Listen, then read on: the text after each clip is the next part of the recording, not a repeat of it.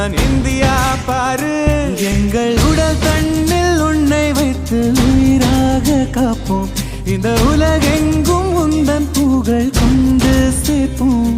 அந்த வானம் எட்ட சொல்லு வந்தே மாதரம், பூமி எங்கும் சொல்லு வந்தே மாதரம். தேசத்தின் முழக்கம் கேட்குதே, திசையெட்டும் திரும்பி பார்க்குதே.